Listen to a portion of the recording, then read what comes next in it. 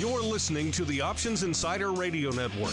For more quality options programs, visit www.theoptionsinsider.com or search for Options Insider Radio Network in your podcast provider of choice. Listeners can also access all of our programming through our mobile app, available in iTunes and on Google Play. Don't forget to follow along with your favorite programs and submit your own questions for the hosts at twitter.com/options, facebook.com/theoptionsinsider, or via questions at theoptionsinsider.com. Please welcome Julie as she leads a discussion on policy and politics affecting the options industry. Julie, team, come on stage.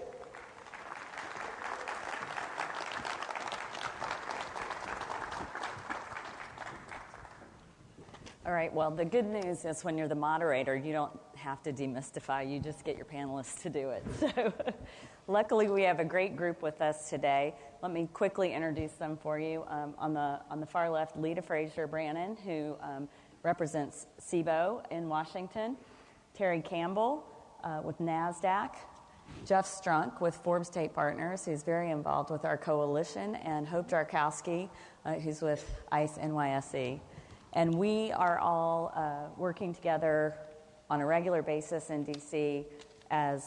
together as the U.S. Securities Market Coalition representatives and along on certain projects with other folks from the industry. So we see each other a lot, and we keep informed on all the issues that are impacting all the different pieces of the options industry and try to raise those as best we can for policymakers in town. So we're going to start off today a little bit with, let's talk about the regulatory agencies first before we get to Congress. And as everybody here knows, the SEC and the CFTC are set up as independent agencies and commissions of 5 members each. And typically how that works is you'll have 3 commissioners who are aligned with the party of the president and 2 from the other party. And those agencies have been not fully staffed or not fully set up with all the commissioners for a long time. But in the past few months, that's changed. A lot of the Trump administration nominees have gotten into place. So there's been a little shift, and we're starting to see some focus on different issues that they're going to prioritize. So, Terry, why don't you lead us off? Sure. Well, first of all, Jay Clayton has come in and I think done a great job of appealing to both sides of the aisle with his agenda. You know, he talks in terms of Mr. and Mrs. 401k, and that resonates with Republicans and Democrats. So I would say the way he's taken control there has really gained him a lot of equity with Congress. And obviously, I think his first actions to try to help small companies in the marketplace, help more IPOs come out, is one that resonates with the leadership in Congress. So I would give him, an A+ on his first sort of year. The complementary new SEC commissioners have been, really well received. Hester Peirce had a little bit of a tough go trying to get into the SEC, but ultimately was really successful. And I think coupled with Mike Pivovar, that gives this commission a really strong link to Congress, particularly the Senate Banking Committee. So I think that they're poised to really run with their agenda. Well, we've seen recently them come out with a proposal on best interest standard, which is of critical importance and interest to folks across the industry and across the equities side. And we've seen a lot of focus on cryptocurrency. We see them starting to do roundtables on market structure type issues. Hope, talk a little bit about the direction you see shaping up, and particularly from the trading and markets area, which has so much influence over the policies that impact these markets. Sure. So Brett Redfern is the new-ish division director. He has a long set of agenda items pertaining to equity market structure, including market data, SRO structure, and the like. setting that aside for a moment, I think importantly, some of the things he's talked about recently are things like getting more rigor around the pilot programs that are running. For example, the options penny pilot, I think, has been running for 10 years, 8 years, something like that. So I think on the positive side, you'll see hopefully some movement to try and curtail some of the additional regulation, kind of revisit some of those things going forward. And then, they're looking at equity market structure. They're also looking at fixed income market structure in a real way, which is very positive. It's not happened to date. So I think that those kinds of things are going to be live for the balance of 2018. Right. I agree with you. I think fixed income is going to get a lot of attention in the coming months.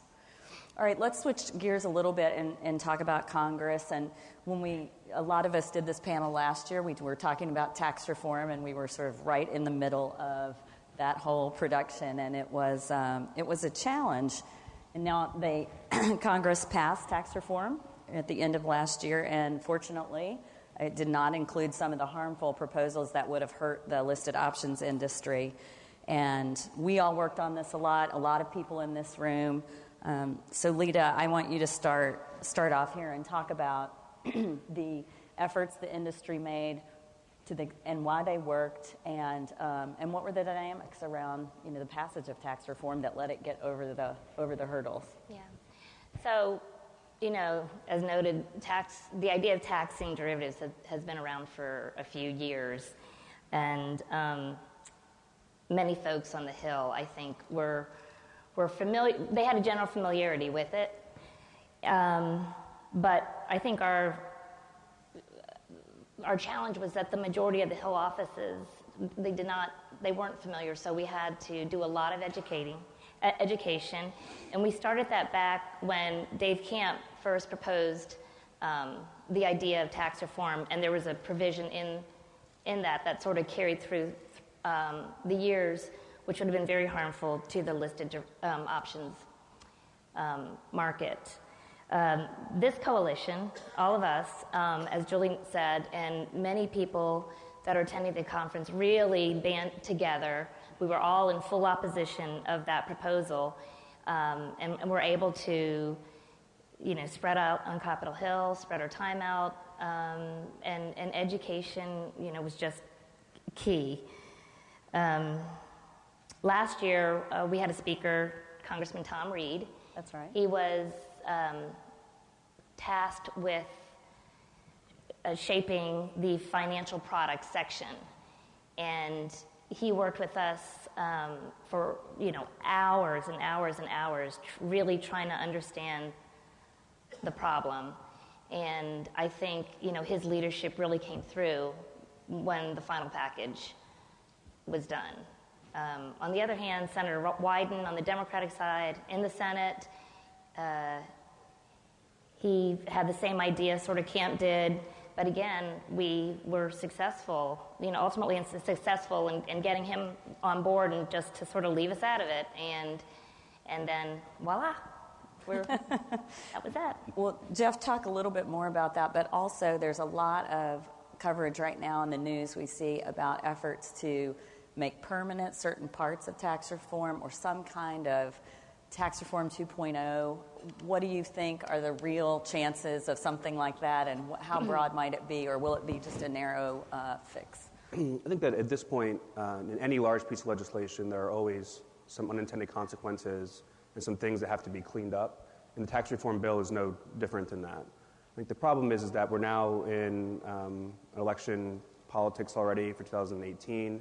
And I think that providing another, we call it a tax vehicle, a bill that would allow for some of these changes to occur, I think that there is little appetite for that from the Democratic side. And as you all know, that in the Senate, you require 60 votes in order to, pass a bill, move on to, go over a procedural hurdle. I don't think that Senator Schumer is willing to entertain that until after the election. As far as some of the, that would probably be something would be fairly, we'd call it technical corrections that would be pretty narrow. There is some talk about making some these extenders, as we call them, permanent, so you no longer have to be extended every year. And that still remains to be seen what that looks like, and that's something that also will have to be attached to another must-pass bill And I think that, again, election politics will play into that. Just one thing to add about Lita, I think that one of the things that this coalition was very successful in was identifying champions that would go and would advocate on behalf. And it's something that started in 2012, and we were able to create a bipartisan coalition of members through just constant outreach. I think that that was one of the biggest successes that this coalition had, and the other people in this room, to get to the point where we ended up. And just to put a finer point on it for this audience, in terms of a potential 2.0 technical corrections, is there any real risk that you see for mark-to-market, for listed options, for other derivatives issues? No, I do not. I don't think that it'll be very narrow, and there's already a kind of universe of things that have been identified of problems that have to be fixed. I think there's already solutions in place. It's just more of getting caught up in the larger dynamic. But I think that we can talk about this later when we get to the election. That would probably be the next kind of conversation of what next year looks like and what that means with possibly a different regime and in Congress and what those people have pushed in the past. I want to talk a little bit about regulatory reform efforts or rationalization efforts. We are now seeing for maybe the first time a pretty significant package coming out of the Senate, bipartisan. Senator Crapo, who leads the Senate Banking Committee, worked with a number of Democrats on that committee to come up with a group of policies that they were able to actually pass through the committee and pass through the full Senate.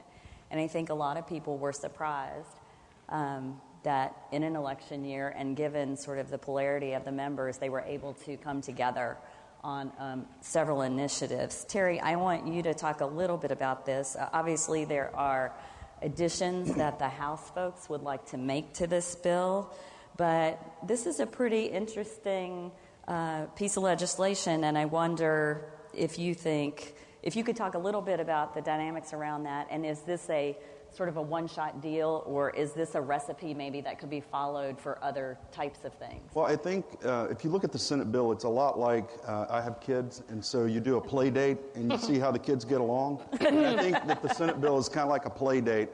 And if we can prove to the world that we can trust each other, particularly this is the senator's view, if we can trust each other, we can come back and use that same mold for maybe a securities bill, before the Congress ends. The problem we have is that, and I love Jeb Hensarling to death, but the clock is running on this Congress, and so we could end up in a situation where we get this bill done. I think we do get this bill done, but we could have it be so late in the process that the political winds take control and make our play date more of a stand in different sides of the room and not talk. So I think it's better for all of us and all of you if the bill gets done quickly, hopefully before Memorial Day, and then proceeds, because there are a number of security-related bills, particularly aimed at this idea of producing more IPOs and making it easier to be a public company.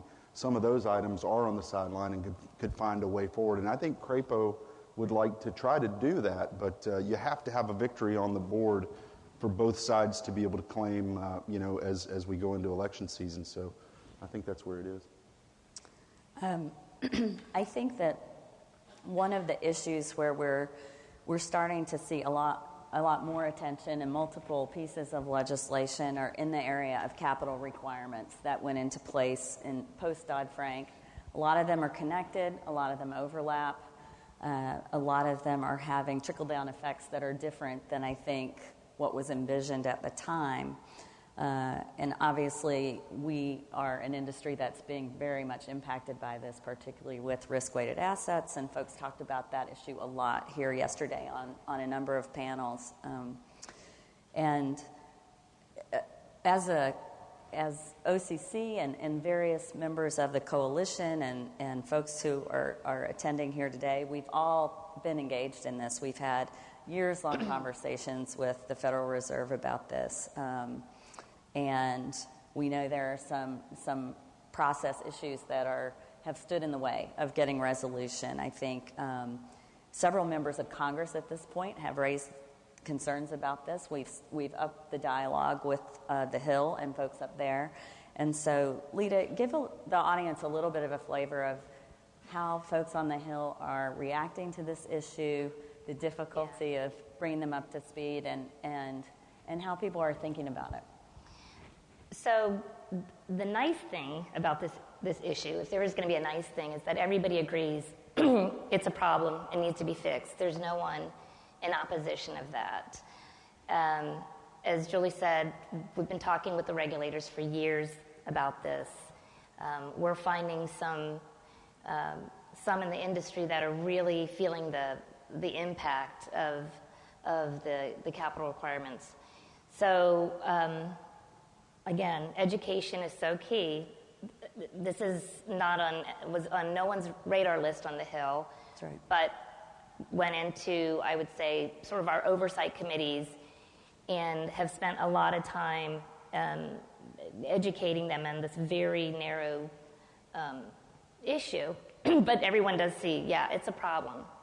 It's sort of like when we went in one day, someone explained it as, it's a piece of trash. You know, there's a piece of trash on the floor. We look at it and we're like, yep, that's a problem, but nobody goes and picks it up. So that's what we're facing. Right. But actually, very recently, there's been a number of hearings on the Hill where Jerome Powell and Randy Quarles have testified, and there has been some direct questions, letters to them on the issue. What can the Fed do in terms of providing some immediate relief? We have Congress now on notice. Everybody is aware of it, and you'll hear later from Congressman Randy Holcomb of Illinois. He's really taken a leadership role on this. He's been consistent in asking questions, of the witnesses at the hearings, getting follow-up, getting them, on record. On the Senate side, we have Senator Mike Rounds from South Dakota and Senator Jerry Moran from Kansas. Also, just, keeping the pressure on to get hopefully some time given so that our people can have some relief. Right, and I think people are starting to, understand that they don't want to let it go on because of the detrimental effects are continuing on, and those are not things that are going to get fixed in a flash once they get this done. But I think this issue gets tied up in the broader dialogue about capital, and there are folks who have very significant concerns about any provision, any initiative that would reduce capital requirements. It just makes people nervous after the crisis. And so it's a delicate balance, and there's a line that you have to walk and hope. We're starting to see a number of bills that address capital issues, that tweak things, that may have the result of diminishing capital, but at the same time, like in this instance, it's rationalizing, really, and it's trying to ensure that we're not deterring people from using listed and cleared markets, which frankly was a big centerpiece of the whole Dodd-Frank post-crisis initiative, not only here but internationally. So talk to folks a little bit about the challenges of trying to manage the feelings around capital requirements. Yeah, a lot of feelings. Nobody wants to be responsible for doing something that is viewed as destabilizing, sort of the high-level view. And it's, when you're talking to somebody about, a transition from SEM to SACR, and you get quickly into the nitty-gritty around risk-weighted assets, it's just a lot harder to explain it to them than, there are big banks and there are community banks, and they should be treated differently, and here's why. So that resonates with people from a constituent point of view and just an inherent kind of human experience point of view. This is very different, and so there are challenges around that, plus the element of nobody wanting to be responsible for, even inadvertently doing something that could unravel something that was put together during, after the financial crisis. So it is definitely challenging. Congressman Holcomb has been fantastic in leading the charge, so I'm hopeful. It's a little tougher in terms of the dynamics than some of the other capital bills. I think the other factor that would probably surprise a lot of people here is that when you are working with the Senate Banking Committee, the House Financial Services Committee, and you have a lot of very smart professional staff who deal with these issues, but interestingly, the folks who typically deal with capital markets issues are different than the people who usually deal with banking, supervision, capital issues. So you're now having to force capital markets people to get involved in bank capital issues, and it's hard to even get up that hill. So it's interesting. It's inside baseball, of course, but it's something that we're dealing with every day when we're talking about this issue. Things like barriers to entry for smaller participants or smaller participants exiting the market, those kinds of things kind of cross over those two silos of the bank regulators and the capital markets regulators. But you're right, it's different people, so it's a challenge. Yes. So let's leave policy aside for a minute and talk politics, because we can all have some fun with this, I think. So there's a big change, obviously, recently when Speaker Ryan announced that he's not going to run for Congress. He's going to move on. And Jeff, you've worked in leadership. You worked for a speaker. Talk to the audience a little bit about what happens that day and what's the fallout, what's going on now. Well, I think that it's no surprise to anyone on the Hill that Speaker Ryan probably wasn't going to stick around next Congress. Like, the timing of the decision and announcement was a little surprising, given the fact that we still have, until November. He's been raising a lot of money. The House Republicans are going to need the resources in order to hopefully hold on to the House, from my perspective. So that was a little surprising. I think that he is a very honest person when he stood up and said that, I could not put myself on the ballot and, then all of a sudden retire, a week later. He felt like that wasn't, be very trustworthy of his constituents. So we have to believe him for that. But I think this was the one time where a lot of members felt like it would have been really helpful if he would have kind of not been the Boy Scout and stuck it out. Because it is going to be harder to raise money as a lame duck speaker, which is a big role for the speaker. As far as internally, I think that it sets off some behind-the-scenes jockeying between a number of members. Leader McCarthy from California is seen as the heir apparent. He was also seen as the heir apparent once before and was unable to receive the votes that were needed to become speaker, which is then why they turned to Ryan. You have Steve Scalise, who is the whip, who is also kind of waiting in the wings in case McCarthy can't get there. And then you have other members that some of the other farther to the right members of the conference are trying to find something that they can push forward to appease them, and in some ways extract some concessions out of the leadership that give them more power. So there's definitely this shadow game going on right now. I think that it'd be unusual in a regular situation for a lame duck speaker to be able to stick around this long with not really any kind of certainty for going forward. But the fact of the matter is, after tax reform and after the last budget deal, there aren't a lot of must-pass items that require him to have leverage over his members. So in this instance, it's a little bit different. I could see him sticking around. And the dynamic changes if where we are in the majority-minority and what that looks like. I think the only way Leader McCarthy gets there is that if President Trump wraps his arms around him and says, this is going to be my speaker. He's very close with the president. The president calls him my Kevin. But I think that's the only way he gets there. If not, it could be a series of different things that happen. There could be some consensus candidates that emerge. Patrick McHenry is someone who's viewed as an up-and-comer. He's very active on Financial Services Committee, which would be always beneficial to this industry because he's very active. But I think that there is a lot of uncertainty, and if Speaker Ryan comes back with maybe a less than ideal fundraising haul, I could see that as something to maybe revisit this. And there could be some members that start grumbling about we need to have some certainty going into the election. But it's very, very fluid right now. Well, and I think, not just at that leadership level, but there's already so many members of Congress who've announced they're retiring. Yeah.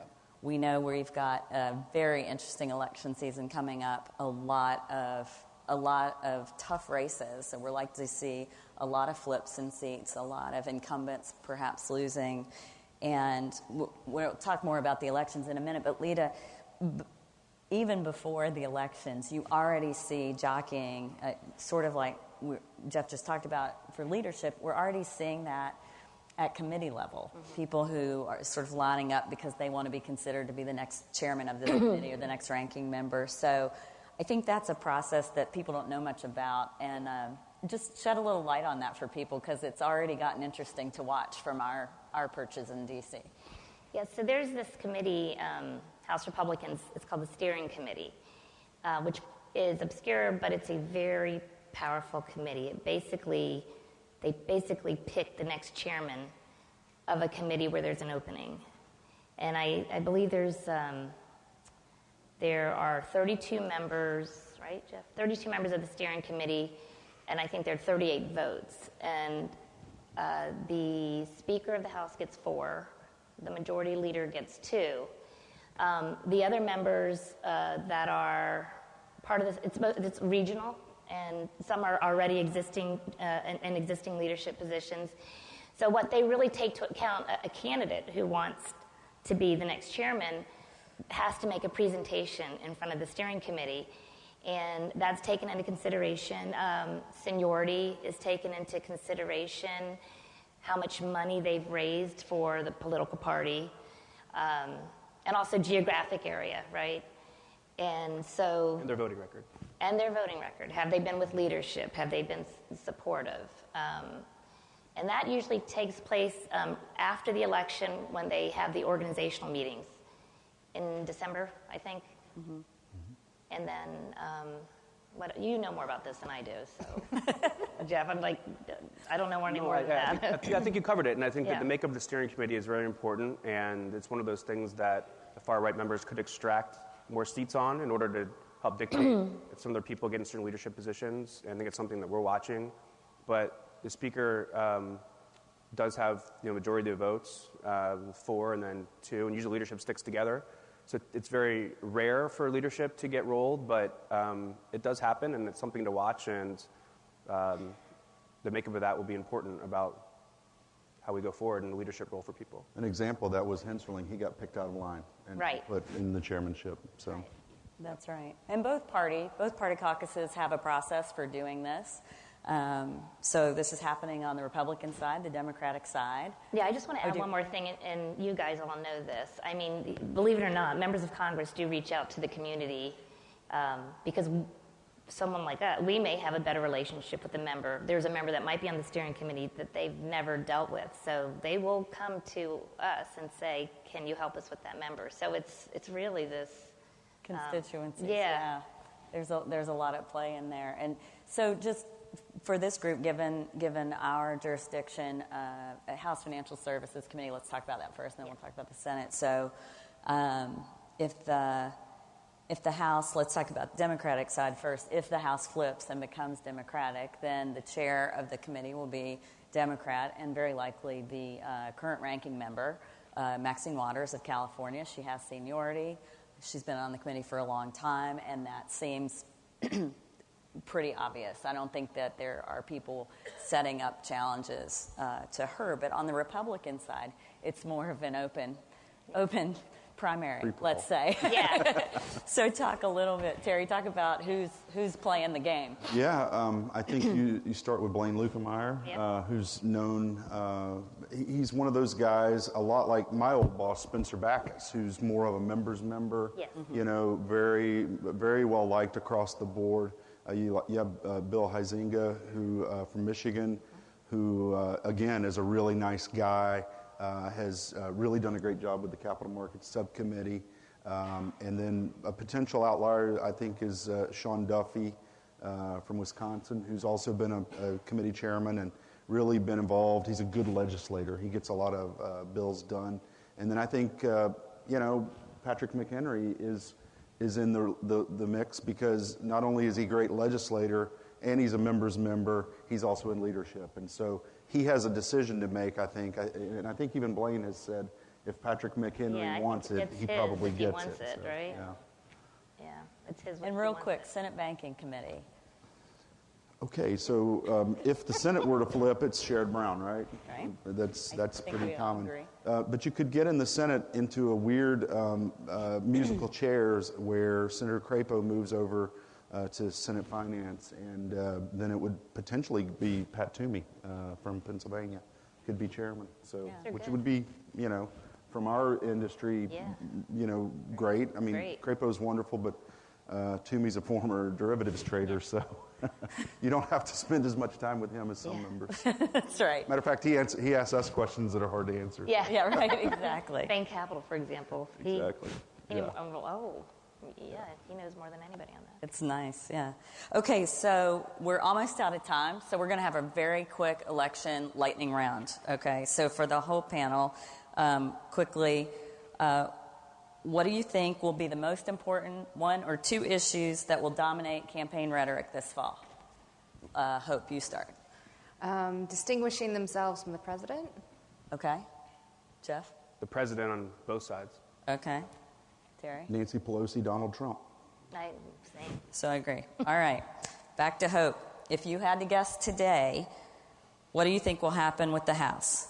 GOP retains control or it flips Democrat? Narrow flip. Jeff? I think it flips. Terry? Narrow flip. I think it flips. Oh, everybody. Okay. And finally, same question for the Senate. GOP retains control or it flips? Retains control. Retains. Retains with one vote. Fun. Retains. Retains. All right. Well, you heard it here. So hopefully we're right. But if not, we can explain all of it to you next year. Yeah.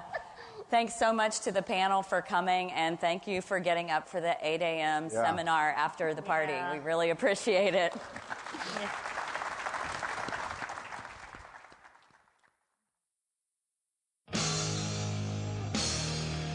The preceding program was a production of the Options Insider Radio Network. For more quality options programs, visit www.theoptionsinsider.com or search for Options Insider Radio Network in your podcast provider of choice. Listeners can also access all of our programming through our mobile app, available in iTunes and on Google Play.